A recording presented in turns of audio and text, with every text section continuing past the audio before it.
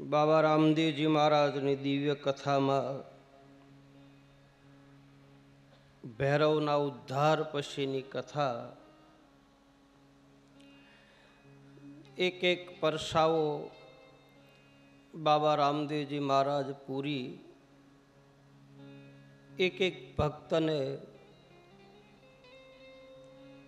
મૂળ માર્ગ ઉપર ચડાવી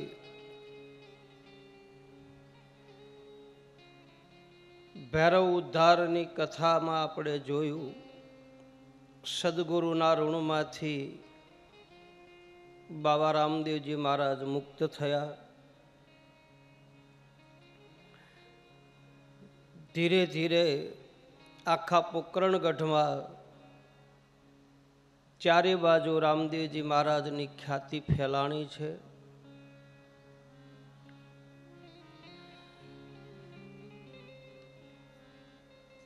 રાજસ્થાનમાં મેવાડમાં ભીંડર કરીને ગામ આવ્યું અને ભીંડર ગામની અંદર એક લાખો વેપારી રહે. લાખાની પાસે બહુ ધન હતું.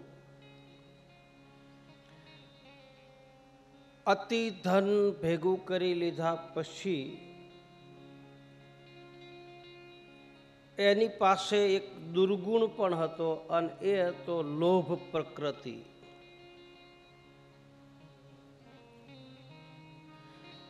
એકના ડબલ કરી વ્યાજ અને એનું વ્યાજ ભેગું કરી અને સંપત્તિ ભેગી કરેલી, પણ કોઈ પુરુષાર્થમાં વાપરવાનું મન થાય નહીં, કોઈ પુણ્યદાન કરે નહીં. આવી લોભ પ્રકૃતિ વાળો પુરુષ એને દંડ દેવા માટે રામદેવજી મહારાજે આ એક યુક્તિ કરી.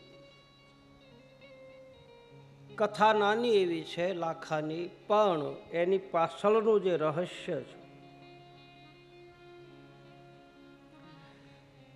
કે ધન મળી ગયા પછી, સંપત્તિ મળી ગયા પછી જો એનો સદુપયોગ થાય તો એ ધન લેખે ગણાય. આપણા શાસ્ત્રોમાં ધનની 3 પ્રકારની ગતિ બતાવે. કાં તો ધન રોગમાં જાય, કાં તો ધન ભોગમાં જાય અને કાં તો ધન દાનમાં જાય. આ 3 જ રસ્તા છે સંપત્તિના. નીતિથી કમાયેલું ધન નીતિમાં જાય, અનીતિથી કમાયેલું ધન અનીતિમાં જાય. નીતિથી કમાયેલા ધનની માલ પાસે સુખ મળે,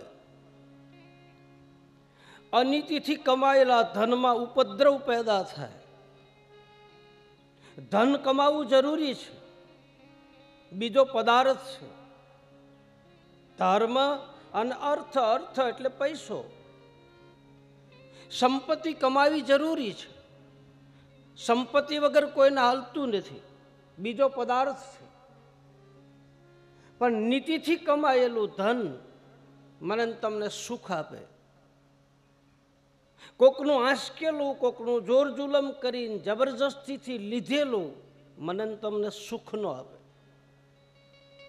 તમે અહીંથી આમ જાઓ અને કોઈના ચપ્પલ ચોરીને પહેરી લો, પછી એ ચંપલ પહેરીને પાછું અહીં ન અવાય, કારણ કે કોક ભાળી જાય, ભય લાગે. એ વસ્તુ લઈ અને એની બજારમાં નીકળાય નહીં, ડર લાગે. એ સુખ ન આપે. ભલે નાની એવી વસ્તુ હોય, કોકનું આંસકેલું, કોકનું લીધેલું, કોઈની માથે જોર જુલમ કરેલું એ મને તમને સુખ ન આપે. સમુદ્ર મંથન થયું દેવતાઓ અને દાનવોનું શ્રીમદ ભાગવતમાં બતાવે.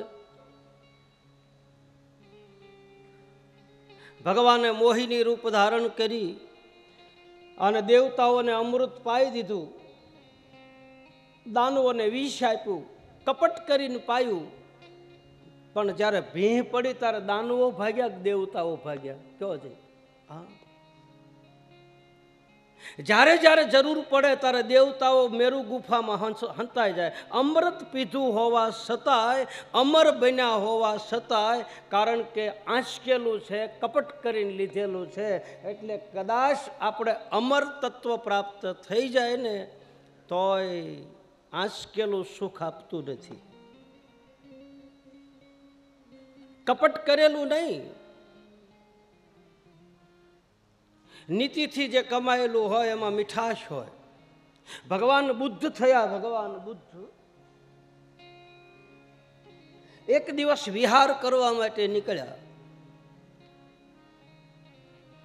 એક નગરની માલપા, નગર શેઠ ને બધા મોટા મોટા સંપત્તિવાન પુરુષો ભગવાન બુદ્ધને પોતાના ઘરે ભિક્ષા ઓરવા માટે લાઈનમાં ઊભા છે કે બાપજી અમારા ઘરે ભિક્ષા ઓરો, અમારા ઘરે ભિક્ષા ઓરો.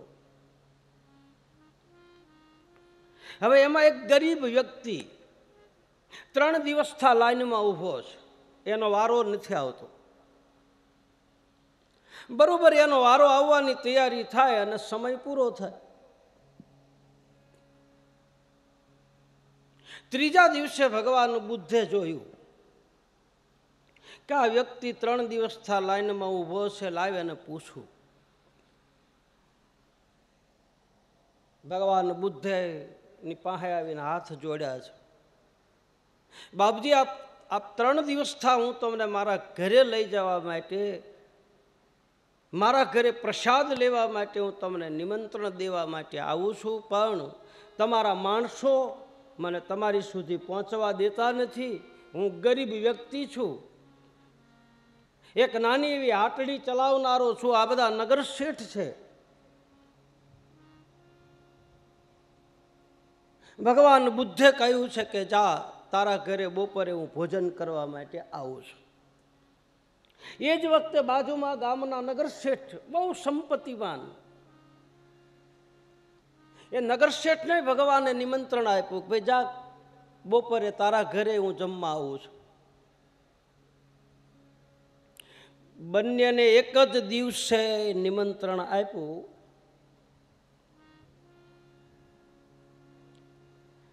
બપોરનો સમય થાય, ભગવાન આ ગરીબ વ્યક્તિના ઘરે આવ્યા, એક કોથળા ઉપર બેસાડ્યા.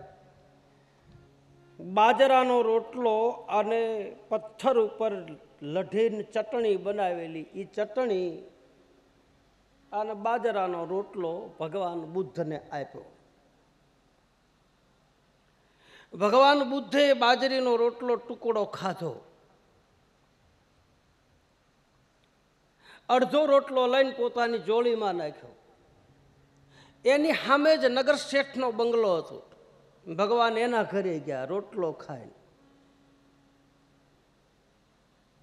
હવે આ તો નગર શેઠ હતા ભાઈ. 32 ભાતના ભોજન, કઢિયેલા દૂધ, ચાંદીના વાસણોમાં ભગવાન માટે થાળ તૈયાર કરેલો.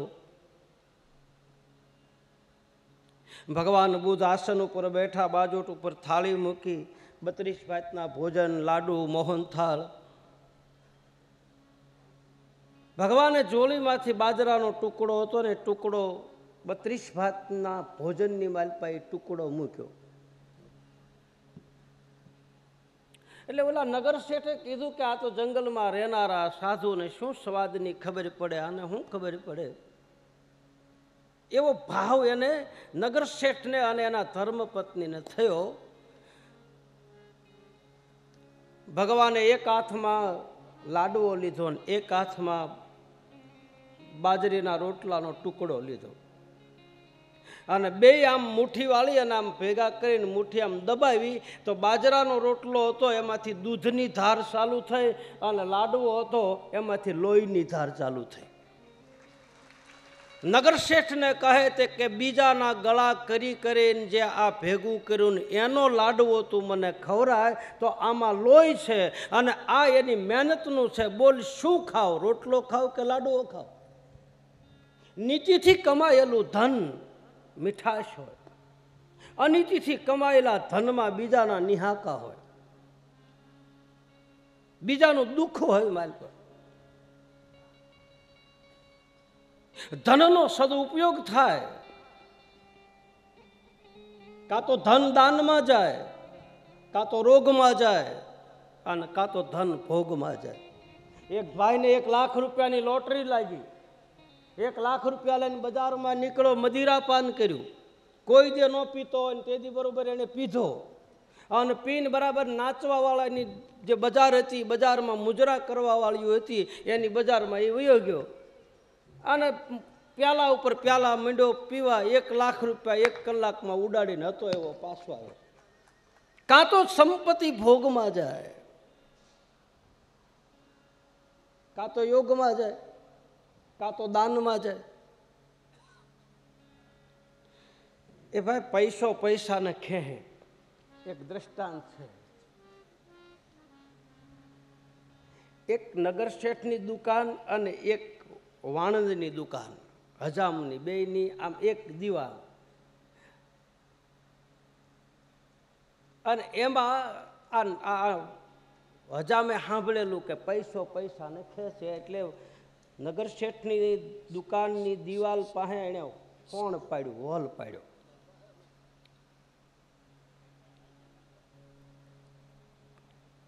અને ન્યાય એને રાણી સિક્કો રૂપિયો મૂક્યો.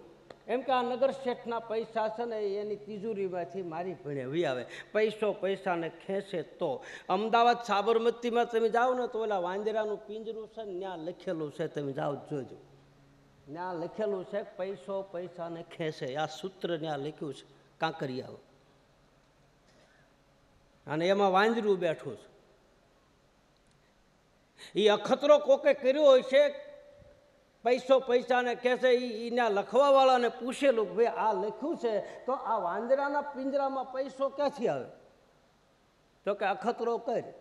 એક ભાઈ હાથમાં રૂપિયો લઈ અને આમ જાળીમાંથી આમ હાથ લાંબો કર્યો, એટલે સામે ખૂણામાં વાંદરું બેઠું હતું. એને ઠેકડો માર્યો ને હાથ ધરુજી ગયો, રૂપિયો ઉયો ગયો વાંદરાની પાસે. હાસું કે પૈસો પૈસાને કહે, હાથમાં જ પડી ગયો. હવે આ હજામે નગર શેઠની દુકાનમાંથી રાણી સિક્કા રૂપિયા ખેંચાવવા માટે એનો 1 રૂપિયો મૂક્યો. પાછલી દિવાલે નગર શેઠની તિજોરી છે, હોપટ વણ પાડ્યું. હવે રાત્રિએ બન્યું એવું કે આ હજામના ઘરમાંથી ઉંદરડો નગર શેઠના તિજોરીમાં ગયો. તો એ દરમાં થઈને આવ્યો ને ત્યાં ઓલો હજામનો રૂપિયો લેતો ગયો, આમ દોડતો ગયો. સવારમાં જાગીને જે કહેવા વાળા હતા એને કીધું કે તમે કીધું પૈસો પૈસાને ખેંચે, તો મારો રૂપિયો નગર શેઠના રૂપિયાને કેમ ન ખેંચો? તો ઓલાએ કીધું કે તારા પૈસા એક હતો કે ઝાઝા હતા? કે થોડા હતા? કે ઝાઝા હોય ને ખ્યાલ. નગર શેઠની પાસે ઝાઝા હતા, તેની પાસે ખેંચાડો. મારો કહેવાનો ભાવાર્થ કે સંપત્તિ જો મળે તો સંપત્તિનો સદુપયોગ કરો. સત્તા મળે તો સત્તાનો સદુપયોગ કરો. જ્ઞાન મળે તો જ્ઞાનનો સદુપયોગ કરો. ભક્તિ મળે તો ભક્તિનો સદુપયોગ કરો. આપણને સારા વિચાર મળે તો આ વિચારોનો સદુપયોગ કરો. પદ, મેં પહેલાં કહ્યું છે, પદ, પ્રતિષ્ઠા, પૈસો અને પરિવાર, આ ચારે વસ્તુને જીરવી બહુ કઠિન છે. નથી જીરવાતું. પદ એટલે આ ગાદી, પછી આ ગાદી હોય કે રાજની ગાદી હોય, આની ઉપર બેઠા પછી જીરવવું બહુ કઠિન. અહીંયા બેઠા પછી અહીં બેહવું વહમું લાગે. હું અવડો મોટો ને મારે ત્યાં કેમ બેહવું? અહંકાર પેદા થાય આના ઉપર બેઠા પછી. બહુ પચાવવું બહુ કઠિન છે. પૈસાને જીરવવો કઠિન છે. 2 પૈસા મળી જાય ત્યાં તો આમ આપણને એમ લાગે કે હમણાં કંઈક કરી નાખવાનો છે. પ્રતિષ્ઠા, આબરૂને જાળવવી કઠિન. પદ, પ્રતિષ્ઠા, પૈસો અને પરિવાર. જો અહંકાર પેદા ન થાય તો, નહીં તો લગભગ અહંકાર પેદા થયા વગર રહેતો નથી. અને જેને જેને અહંકાર પેદા થયા એ બધા પીડ્યા છે. ગર્વ કિયો સોય નર હાર્યો, સિયા રામજી રે ગર્વ કિયો સોય નર હાર્યો. સંપત્તિ મળે તો સંપત્તિનો સદુપયોગ કરવો બસ. લાખાની પાસે બહુ ધન હતું. એ મલકમાં દુષ્કાળ પડેલો એટલે સદગુરુ ગોરખનાથ બાબાએ લાખાને સમજાવ્યો, પણ લાખો સમજ્યો નહીં. સાંભરગઢના રાજાને કહ્યું છે કે લાખાની પાસે જે ધન છે એ ધન લઈ અને રાજના કોઠારમાં જમા કરો. લાખાની પાસે કોઈ વસ્તુ રહી નહીં, છેલ્લી એક પોઠ રહી એ લઈ અને સાંભરગઢમાંથી નીકળી અને લાખો પોકરણગઢ તરફ જાય છે. આ બાજુ પોકરણગઢના પાદરમાં રામદેવજી મહારાજ ને વિરમદેવજી મહારાજ હેડીના બાળકોની સાથે રમે છે. એમાં દૂરથી લાખાને જોયા. રામદેવજી મહારાજ લાખાની પાસે આવીને કહે છે કે લાખા, તારી પોઠની અંદર શું ભર્યું છે? લાખો એ વખતે ખોટું બોલે, ભરીથી મિશ્રી અને કીધું કે મારી પોઠમાં નમક ભર્યું છે. બાબા રામદેવજી મહારાજે તરત કીધું કે તારા વચન તને ફળે, તું જે બોલ્યો એ થાય. લાખાના ચરિત્રની માલપા કર્મના સિદ્ધાંતની વાત આવે છે.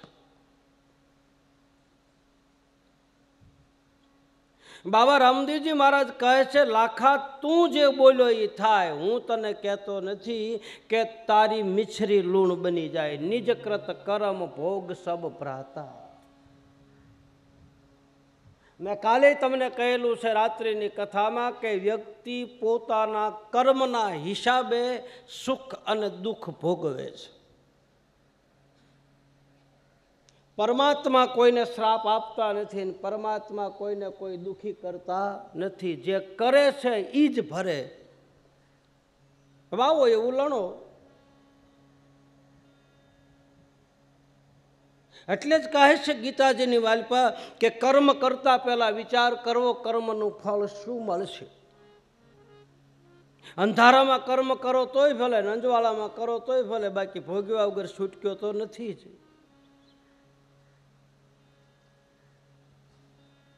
એક ડાયાભાઈ શાસ્ત્રી કરીને છે, ડાયાભાઈ શાસ્ત્રી એક પુસ્તક લખ્યું છે. એ પુસ્તકની માલપા કર્મનો સિદ્ધાંત એ પુસ્તકનું નામ છે. બહુ વિવરણ આપ્યું, નાની એવી પુસ્તિકા છે, પણ જે કર્મયોગી હોય, એ કર્મના સિદ્ધાંત ઉપર હાલતો હોય, એ પુરુષને બહુ બહુ વાંચવા જેવી પુસ્તિકા છે. એમાં ધૃતરાષ્ટ્ર અને ભગવાન કૃષ્ણનો સંવાદ બતાવે.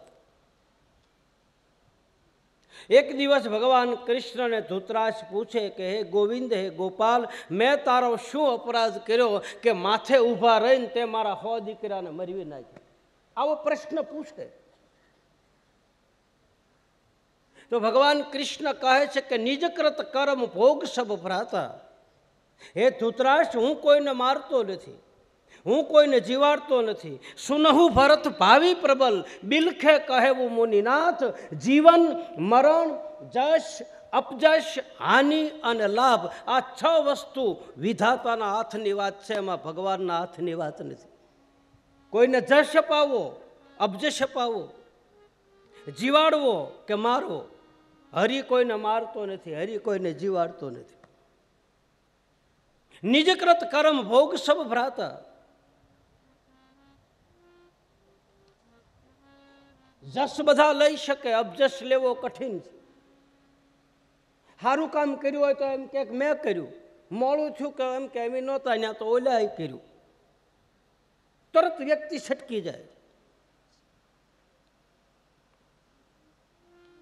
ધૃતરાષ્ટ્ર ભગવાન કૃષ્ણ કહે છે કે હે ધૃતરાષ્ટ્ર, મેં તારા 100 દીકરાઓને માર્યા નથી. તો આગલા ભાવનું જોઈ લે. તો કહે છે કે 7 જન્મ પહેલા એ ધૃતરાષ્ટ્ર એક શિકારી હતો. સંધ્યાના સમયે શિકાર કરવા માટે જાય ને એમાં રાત્રિના સમયે શિકાર મળ્યો નહીં. એક વૃક્ષની નીચે બેઠો અને એ વૃક્ષ ઉપર એક 100 કબૂતરનું ટોળું આવ્યું. અને આ શિકારીએ એના ઉપર જાળ નાખી 100 કબૂતરને જાળમાં પકડ્યા અને એ જ વૃક્ષની નીચે બેસી એને મારી અને એનું માંસ રાંધ્યું અને અગ્નિ પ્રગટ કરવાની તૈયારી કરે. અગ્નિની જ્વાળા પ્રગટ થઈ. એક ઝાડના પોલાણમાં કબૂતરનું બચ્ચું અગ્નિનો તા લાગ્યો એટલે ઉડવા ગયું અને એમાં અગ્નિની જ્વાળામાં એની આંખું વહી ગઈ અને તુરંત ભગવાને પોતાની માયા લઈ લીધી. ધૂતરાશે આમ જોયું, આમ માથું હલાવી અને પૂછ્યું કે કાં ગોવિંદ? બોલે તે જોયું તો? કે હા. શું હતું? તો કે એક શિકારીએ 100 કબૂતરને માર્યા અને એક કબૂતર અંધ બન્યું. તારા ભગવાન કૃષ્ણએ કહ્યું એ 100 કબૂતર તારા છોકરા બન્યા અને એકની આંખું ગઈ એટલે તું આંધળો બન્યો, બાકી મેં કાંઈ કર્યું નથી. હું કોણ કરનારો? નિજ કૃત કર્મ ભોગ સબ ભ્રાતા. જીવાડવો, મારવો, ઉગારવો એ તો ભગવાન નિમિત્ત બનાવે કોઈને. બાકી મારું ને તમારું કર્મ મને તમને નડે છે. મેં પહેલાંય કીધું હતું તમને બીજું કાંઈ નડતું નથી કોઈને. તમે અહીં દોરો કરાવો, કાંઈ દોરો કરાવો, કાંઈ આમ કરાવો, બાકી કાંઈ નડતું નથી. નડે છે મારા ને તમારા કર્મ. એટલે કહે છે સદગુરુ મહાપુરુષો મને તમને એમ કહે છે સતના માર્ગે હાલજો બાપ. ખોટા માર્ગે ગયા તો એ કર્મ ભોગવ્યા વગર છૂટક્યો નથી. પછી હું હોઉં કે તમે હોય, કર્મમાં કોઈનો ભાગ નથી. જે કરે એ જ ભરે. વાલિયા કેટલા દ્રષ્ટાંત દેવા. વાલિયા લૂંટારાનું તમને બધાને ખબર છે. નારદજીનો સંગ થયો, નારદજીનો કાંઠલો પકડીને કીધું કે લાય તારી માળા ને તારી આ રામસાગર ને બધું. નારદજી કહે છે કે ભાઈ તું આ લઈ જા, વાંધો નહીં, પણ આ લૂંટફાટના આવા પાપના કર્મ કરે છો કોની હાટું કરે છે? બોલે મારા ઘરના હાટું, બાળ બચ્ચાને મોટા કરવા એની હાટું લઈને જાઓ. તા કે ઘરે પૂછાય આ તું પાપ કર્મ કરે છો એમાં કોઈ ભાગીદાર ખરો?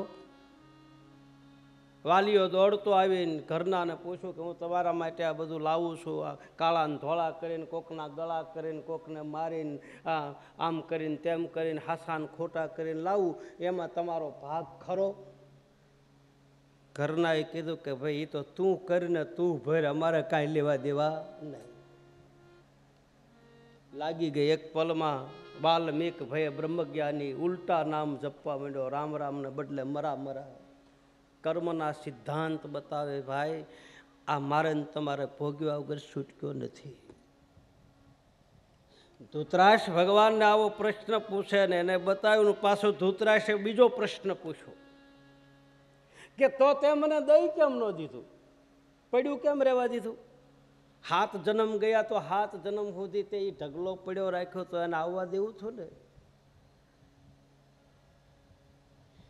તો એ વખતે ત્યાં એક દ્રષ્ટાંત આપ્યું છે કે અનાજ ભરવાની કોઠી હોય ને એને નીચે હોણ હોય ને ઉપર જે કાંઈ અનાજ કોઠીમાં ભર્યું હોય, કોઠીમાં ઘઉં ભર્યા હોય તો ઘઉં આવે, બાજરો ભર્યો હોય તો બાજરો આવે. ઉપરથી પહેલાં અનાજ ભરવાની કોઠી હોય ને એને ઉપરથી ઢાંકી દેતા પહેલાં અને નીચે હોણ રાખતા. હવે કોઠીમાં જે ભર્યું હોય એ આવે. ઘઉં ભર્યા હોય તો ઘઉં આવે, બાજરો ભર્યો હોય તો બાજરો આવે, કોદરા ભર્યા હોય તો કોદરા આવે, કાંઈ ખાલી હોય તો કાંઈ ન આવે. એમ મારીને તમારી કોઠીમાં આ જન્મના, બીજા જન્મના, પૂર્વ જન્મના કાંઈક કર્મ મારા ને તમારા એવા હોય તો જ આપણે ભોગવવા પડે, નહીં ભોગવ્યા વગર છૂટક્યો જ નથી.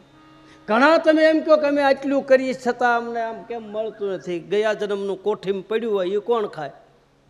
હા, મારા ને તમારા કરેલા છે એ કોણ ખાય? જાદવ બાપા ગઢડાવાળા એની કેસેટમાં એમ કહેતા કે એ ભગવાન હવે અમારા દોરડા ખેંચી લે. તો જાદવ બાપા એમ કહેતા કે ત્યાં ક્યાં ગરડા છે ખેંચી લેવા, તમારા ફીંડલા પીડ્યા એ ભોગવશે કોણ? આવું જાદવ બાપા બતાવતા. નિજ સુખ દુઃખ. હવે એક વાત તમને, તમે સુખ કોને ગણો છો એ કહો પહેલા? હે, તમે સુખ કોને માનો છો અને દુઃખ કોને માનો છો એ કહો જઈ. સુખ અને દુઃખની વ્યાખ્યા હું? હાથી, ઘોડા, બંગલા, જળ, જમીન, જાગીર, સત્તા, સંપત્તિ, પૈસા એ સુખ છે? હે એ ભાઈ, એ સુખ છે? એ તો ભૌતિક સુખ છે, એ તો સગવડતા છે. અને તમે જેટલી સગવડતા કરો એટલી અગવડતા થાય. આખું મકાન થઈ જાય, પાણી યારે પ્લાસ્ટર બાકી રહી જાય. લ્યો, હા, આખો બંગલો બનાવ્યો, પ્લાસ્ટર બાકી રહી જાય. એ મેળ જ ન. લગ્નમાં ધૂમ આમ ફડાક્યા ફોડે, બેન્ડ વાજા લાવે ને બધાને આપે, પણ રોડ ધોવાના પૈસા પછી છેલ્લે ન રહે. આપણે એમ કહીને આલ્બમ આવ્યું હતા કે ના, હજી નથી આવ્યું. ધમ ખર્ચો કર્યો હોય, ફોટા બાકી રહી જાય, એને દેવાના પૈસા ન રહે. સગવડતા એટલી અગવડતા. તમે જેટલી સગવડતા કરો એટલી અગવડતા ઊભી થાય. પ્રહલાદની શ્રદ્ધા એક ક્ષણ માટે ડગી ગઈ અને તરત ભગવાને થાંભલામાં આમ લાલ કીડીની હાર બતાવી અને આમ દેખાડ્યું કે હું આમાં છું, તારી શ્રદ્ધા ડગાયમાં. અને પ્રહલાદજીએ થાંભલાને બધ ભરવા માટે તૈયારી કરી કે આમાં મારો હરિ હોય અને કીડીને બચાવતો હોય તો મને બચાવશે. અને આપણા શાસ્ત્રોમાં લખાવે, પ્રહલાદ રે એ રાજાની વાલે મારે પોતે પચરા.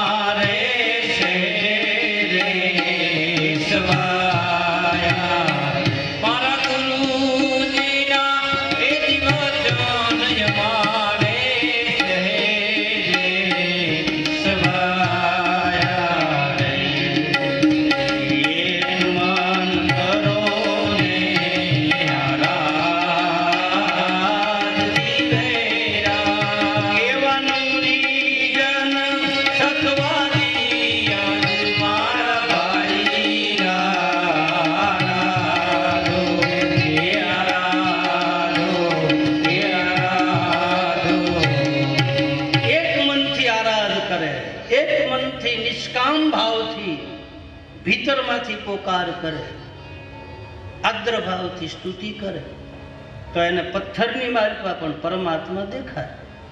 સ્વાભાવિક છે. બીજો પાયો પુરુષાર્થનો બતાવે, મનુષ્યત્વ ઈશ્વર કૃપા. હરિચંદ્ર મહારાજ બીજા પાયા ઉપર બેઠા તો પુરુષાર્થ ચાલુ રાખ્યો, બેસી ન રહ્યા. એનું કર્મનો સિદ્ધાંત બતાવે, એના કર્મની અંદર જે આવતું હતું કર્મ પ્રમાણે હાલ્યા ગયા. હરિચંદ્ર મહારાજ વેચાણા મણિકર્ણિકા ઘાટ ઉપર. મેં આપને પહેલા કહ્યું કે રામદેવજી મહારાજની કથામાં કર્મનો સિદ્ધાંત પણ બતાવે, ભક્તિનો યોગ પણ બતાવે. આ 9 પ્રકારની ભક્તિ રામદેવજી મહારાજની કથામાં બતાવે. આને માનનારા મેં કહ્યું સગુણમાંય છે, નિર્ગુણમાંય છે. આને મૂર્તિ સ્વરૂપે પૂજે અને આને નિર્ગુણ સ્વરૂપે પૂજે. આખર વસ્તુ તો એક છે. કબીર કુવા એક હૈ પનહારી અનેક, બર્તન સબસે ન્યારે ભયો પાણી સબ મેં એક. કોઈ ઘડાથી પાણી લઈ જાય, કોઈ હાંડામાં પાણી લઈ જાય, કોઈ માટીના મટકામાં પાણી લઈ જાય. મૂળ વસ્તુ તો એક જ ભરી છે. આવી સમજણ જેને આવી જાય એ જ જ્ઞાન કહે, એ જ્ઞાની પુરુષ કહેવાય, એ ધર્મશીલ પુરુષ કહેવાય.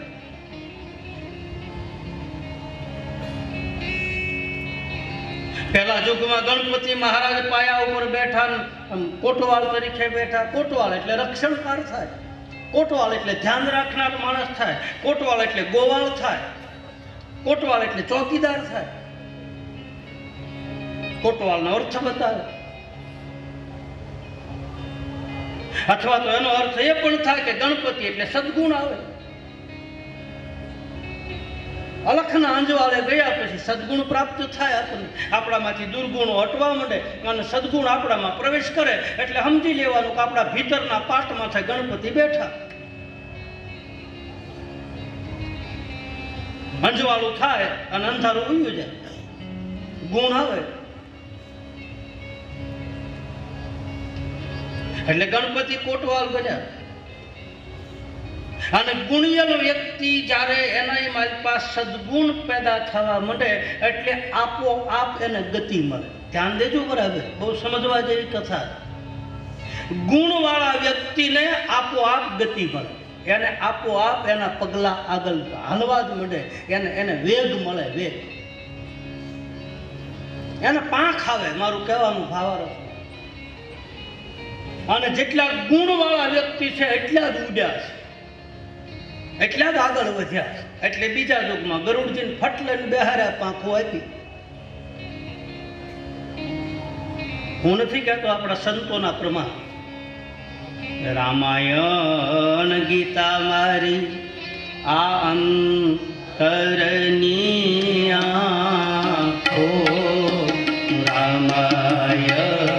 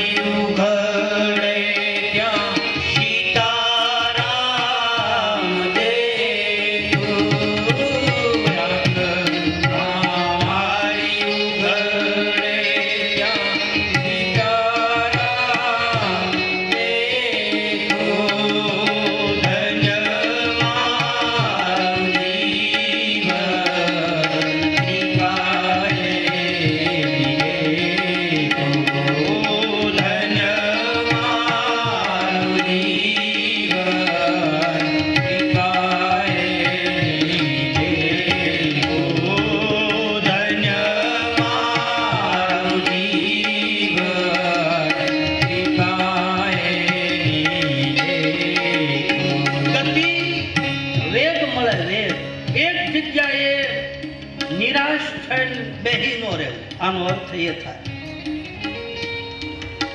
કદાચ આપણને ન પ્રાપ્ત થાય, કદાચ આપણે એ સાધનાના મૂળ શિખર સુધી ન પહોંચી શકીએ, આપણી આયુષ ખતમ થઈ જાય, તો હતાશ ન થઈ જાવ, નિરાશ ન થાવ,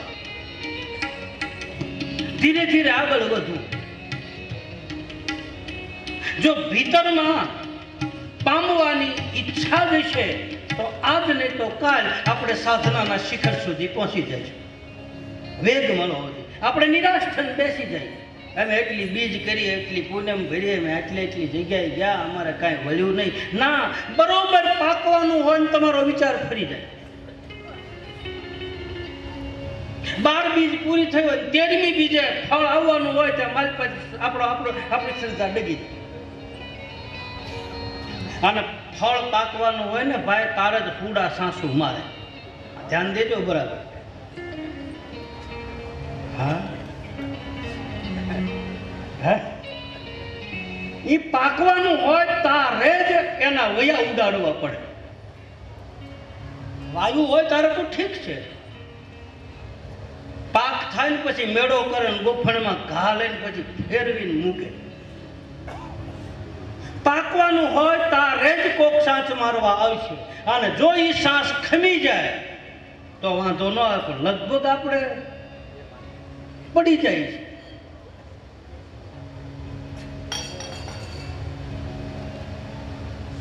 એક કીડી હતી, કીડી, એ કીડી આંબાના વૃક્ષ ઉપર ચડતી છે.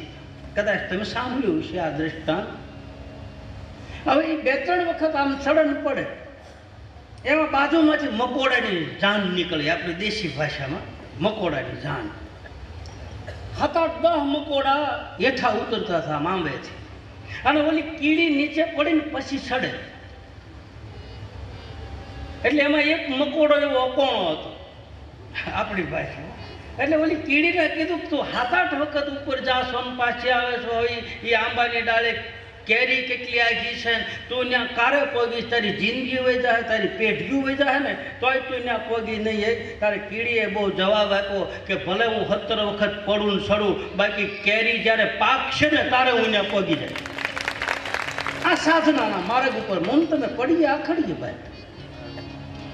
બેઠા કરવા વાળો કોક હોય છે, આપણને ઊભા કરનારો કોક હોય છે.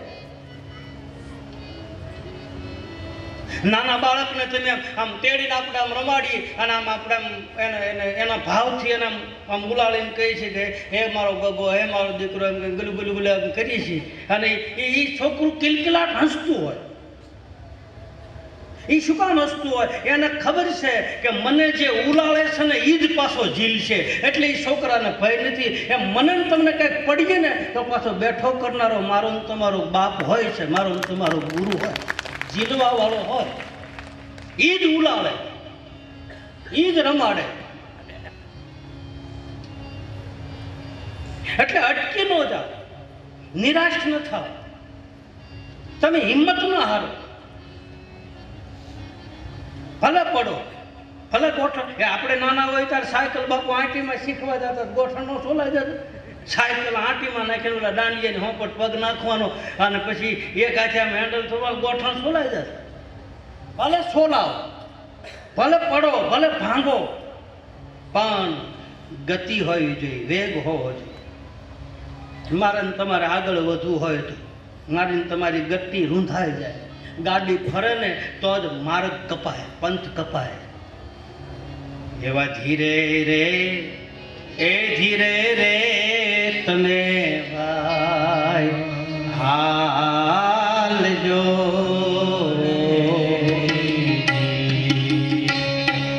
એવા ધીરે રે, એ ધીરે રે તમે ભાઈ હાલજો રે. કળયુગ કાંટા ઘેરીવા,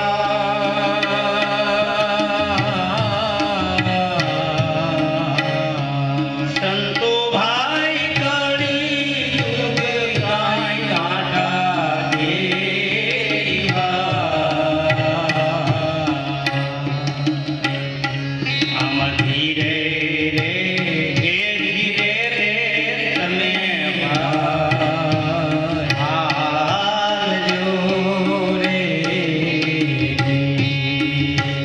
આમાં ધીરે રે, એ ધીરે રે તમે ભાઈ હાલજો રે.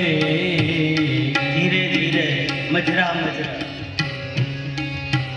ભલે પડી જાય. એટલે બીજા યુગમાં ગરુડજી જેમ પાંખું આવે.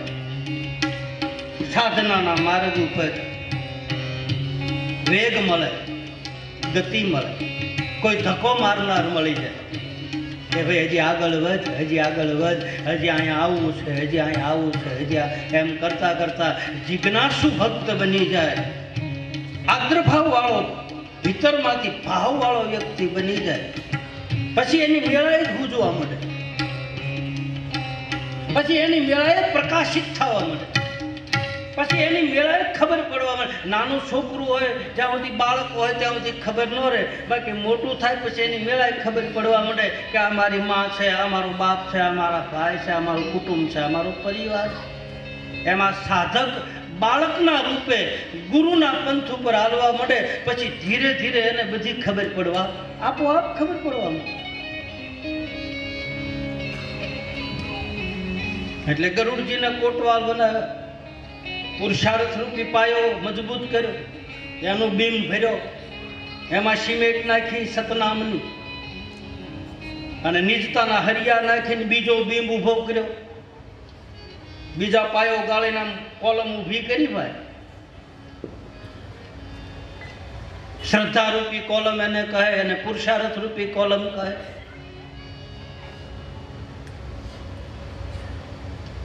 અને હવે ત્રીજો પાયો મજબૂત થાય. ત્રીજા પાયામાં ભરોસો હોય છે, વિશ્વાસ હોય છે. ભરોસો દ્રઢ હોય. ભરોસામાં અને વિશ્વાસમાં બહુ ફેર છે, ધ્યાન દેના બરાબર. ભરોસો અકબંધ હોય છે, ભરોસો તૂટે નહીં, વિશ્વાસઘાત થઈ શકે.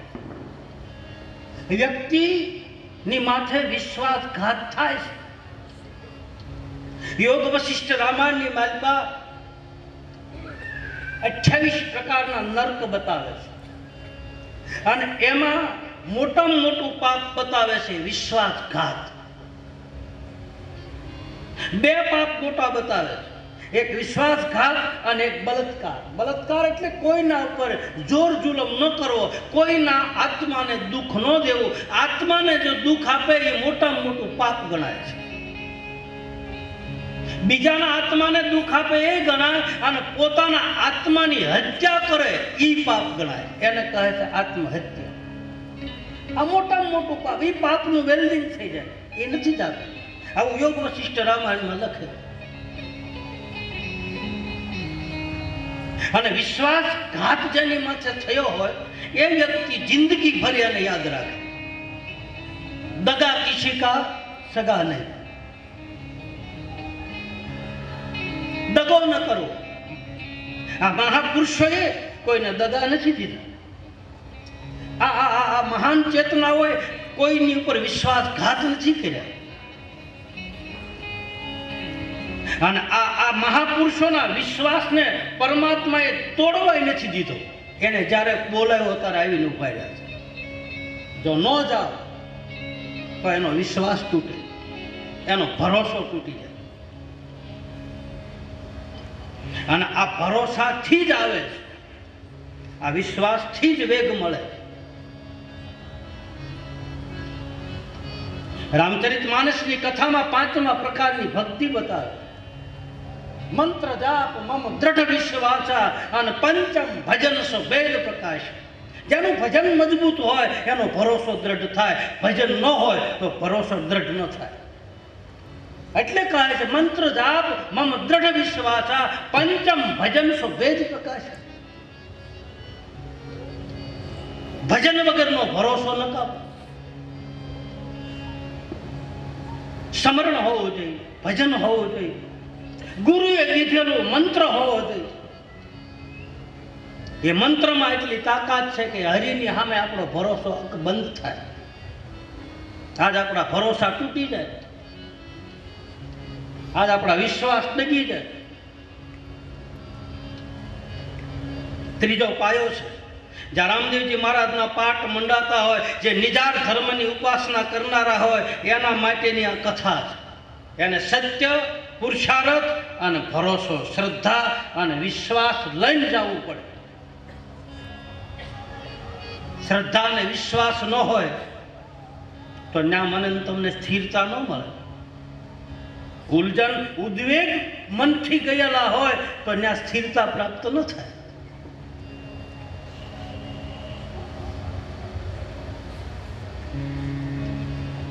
ભગવાન શંકર બતાવે છે રામદેવ કથા. અચલ અડગ મન એ ભગતિ કર. અચલ અડગ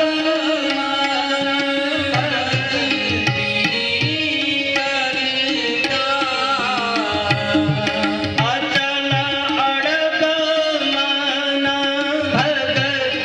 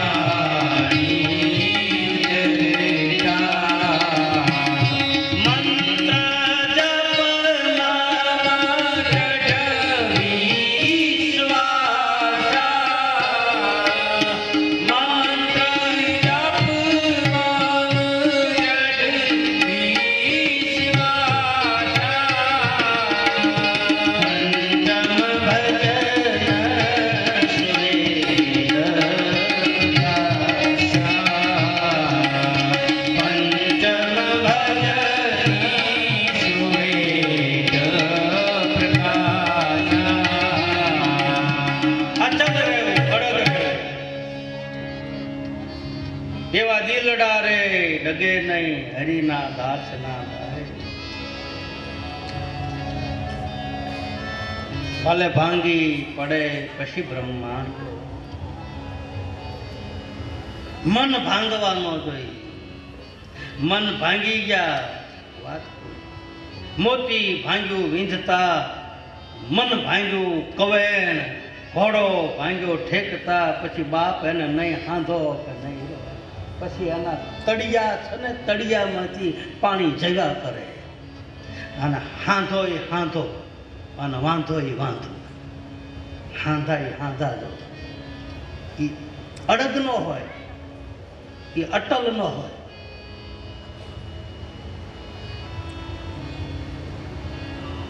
મોતી ભાંગ્યું વીંધતા, મન ભાંગ્યું કવેણ, ઘોડો ભાંગ્યો ઠેકતા, પછી એને નહીં હાંધો કે નહીં રહે.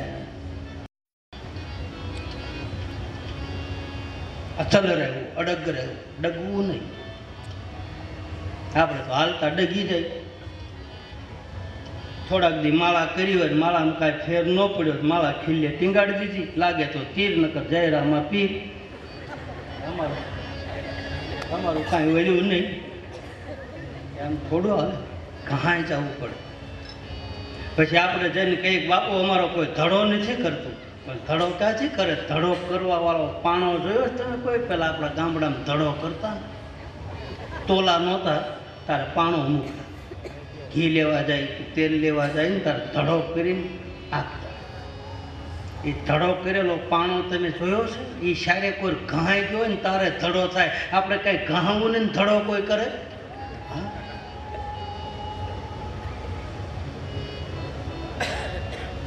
અડગ રહો, ભરોસો રાખો. અમારો હરજી ભાઠી બતાવે, તારો ભરોસો મને હે ભારી અજમલરા, તારો ભરોસો મન ભારી રે.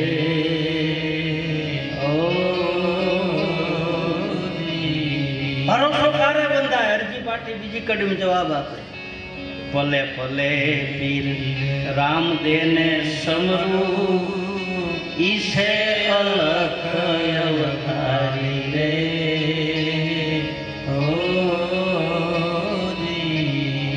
હરિ શરણોમાં ભાઠી હરજી બોલ્યા, હરિ ચરણ મારે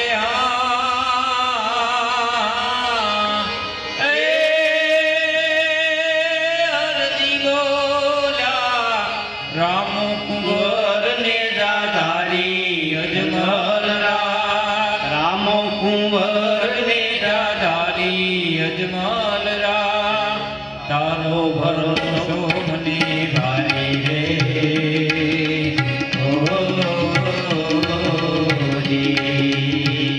તારો ભરોસો મને ભારી અજમલરા, તારો ભરોસો મને ભારી રે.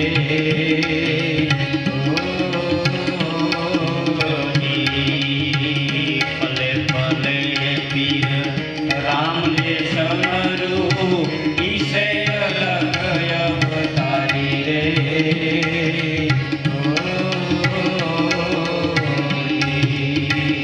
હરિ શરણોમાં ભાઠે હરજી બોલ્યા, હરિ ચરણો મારે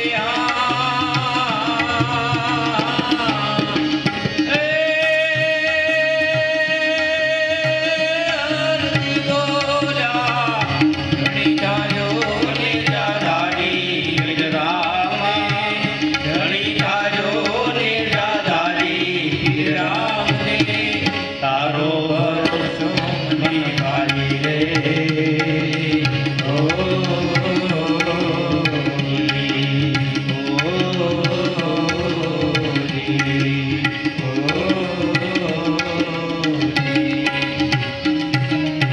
અડગ રહેવું, ત્રીજો પાયો વિશ્વાસનો પાયો. અને આવો વિશ્વાસ કોને હતો? તો કે દ્રૌપદીને, પાંડવોને. કેટલો ભરોસો સતી દ્રૌપદીને. દ્રૌપદી અને કૃષ્ણનો જે સંબંધ છે ને, બહુ ગુઢ સંબંધ છે. મહાભારતમાં બતાવે. આપ જેની નજરેથી જોવો તો ત્યાં નિજાર ધર્મની વાત આપી છે, ત્યાં મહાધર્મની વાત આપી છે, ત્યાં જૂના ધર્મની વાત આપી છે. દરેક શાસ્ત્રોમાં આ બીજ ધર્મની વાત આપેલી, ગર્ભિત ઈશારા કર્યા છે, ચોખ્ખોટ નથી કરી. કારણ કે એ વખતે એને સમજનારા ઓછા હતા, એટલે ખાલી ઈશારો કરી દેખાડ્યો.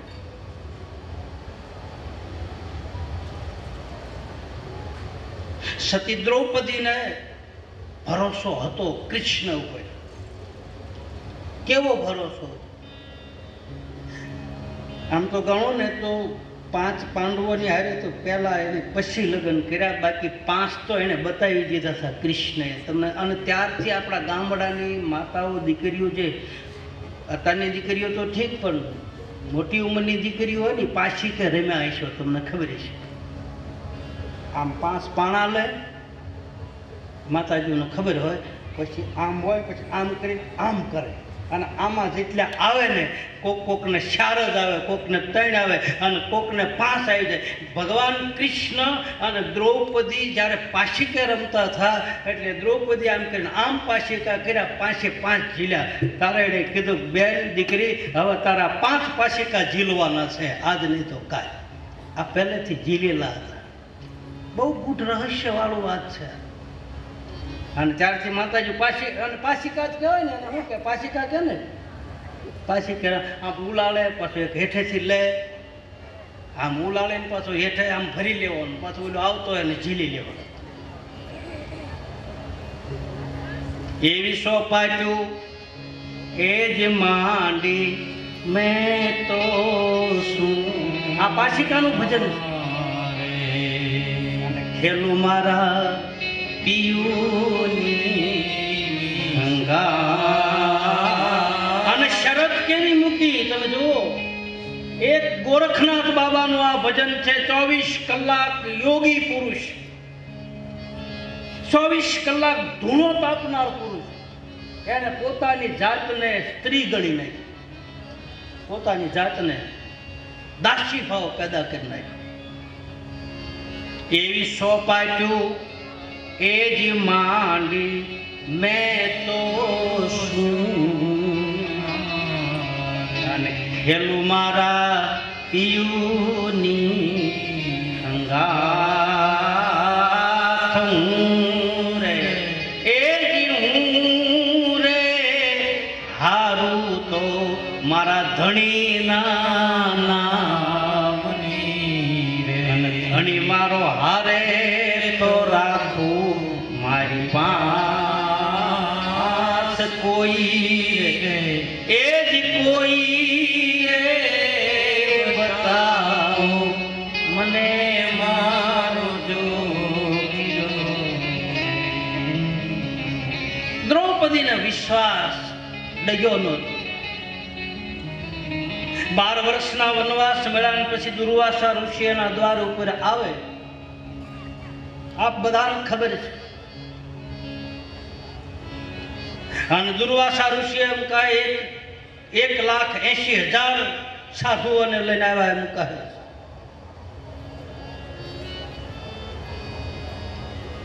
સતી દ્રૌપદીને કહે છે, બેટા રસોઈ તૈયાર કરે, સ્નાન કરીને આવી. વનવાસનો દિવસ ચાલતો હતો. દ્રૌપદીએ નક્કી કર્યું, મારી પાસે કાંઈ છે તો નહીં, હું શું જમાડીશ. અને એ વખતે એમ કહે છે કે એની પાસે અક્ષય પાત્ર હતું. અક્ષય પાત્ર એટલે અન્નપૂર્ણાનું અન્નપૂર્ણા સદાપૂર્ણે જ્ઞાન વૈરાગ સિદ્ધર્થે ભિક્ષાન દે. એ અક્ષય પાત્ર જેને સિદ્ધ થઈ જાય, જેને સંતો અને મહાપુરુષો, જે એ સંપ્રદાયના મહાપુરુષો છે, એને ખપ્પર પણ કહે છે. અને ઘણા યોગી લોકો ખપ્પરમાં ખાય છે. એનો મંત્ર આવે, એને વિસળવાનો મંત્ર આવે, એની મારી પાસે અનાજ લેતી વખતે ભિક્ષાનો મંત્ર આવે. એ મંત્ર ભણ્યા પછી ખપ્પરમાં ખાય તો એ ખપ્પર એને સિદ્ધ થાય. આવું સંતો બતાવે. જેવા તેવા ખાઈ ન શકે.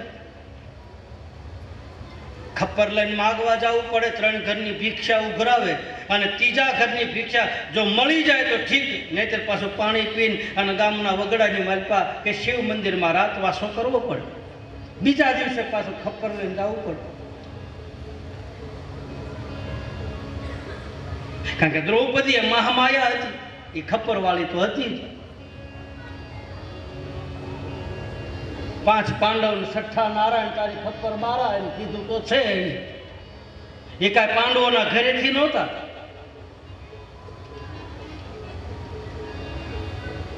એ તું તો પાંડવ ઘેરે પ્રગટાણી મોરીમાં.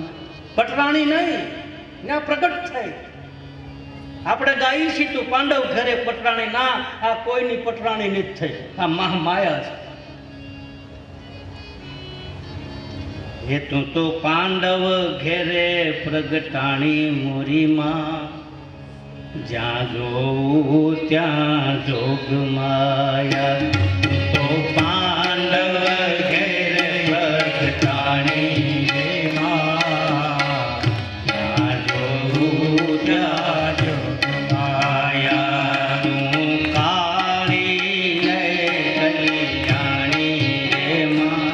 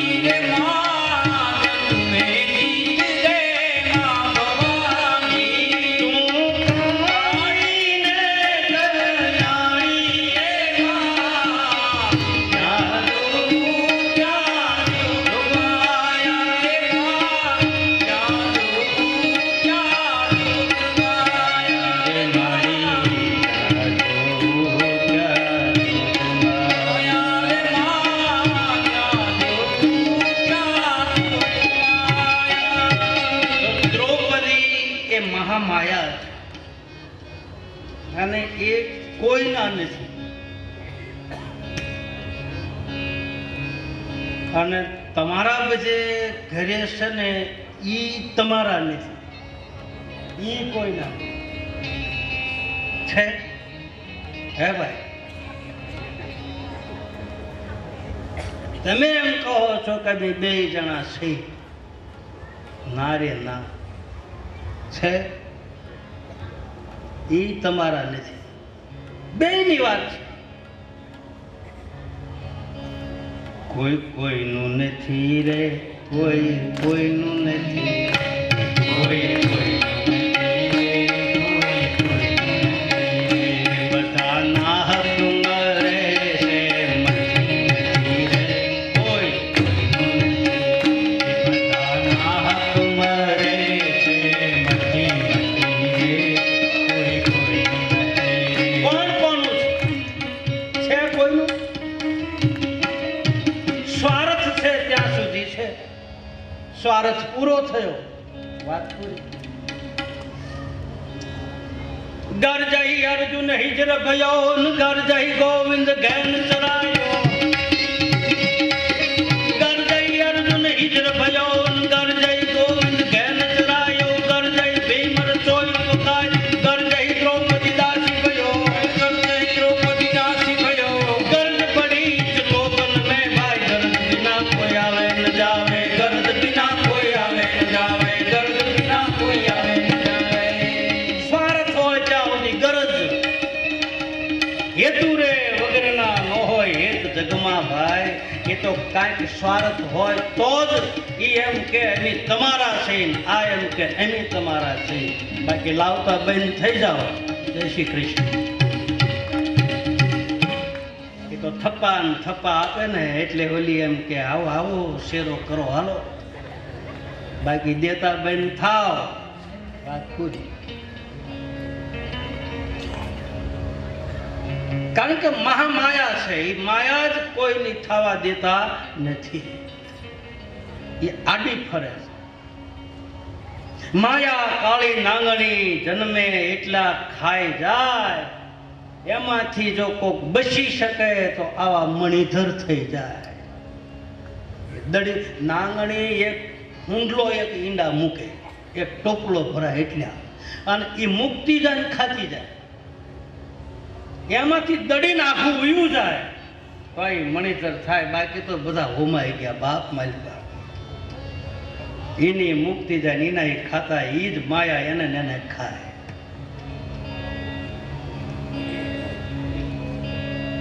તુમારો મરમ બાબા આપ ही जाना, અરજી ભાઠી કહે.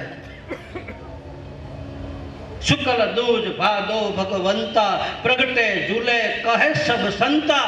નિજમતી કસુ અનુમાન બખાના, આપરો મરમ બાબા આપ ही जाना. એ તો તું એને જાણીએ, બાકી આપણે ન જાણી શકીએ.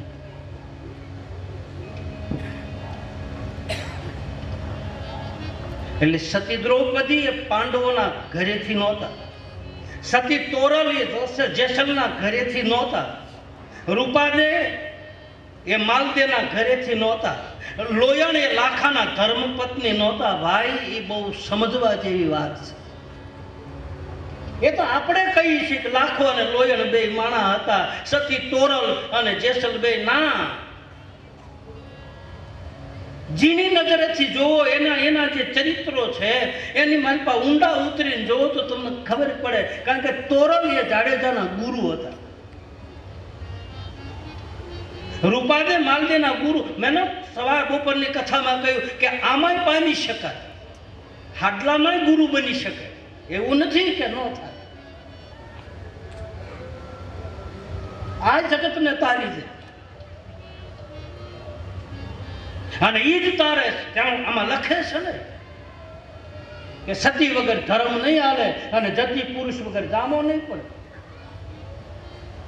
એના ગુરુ છે.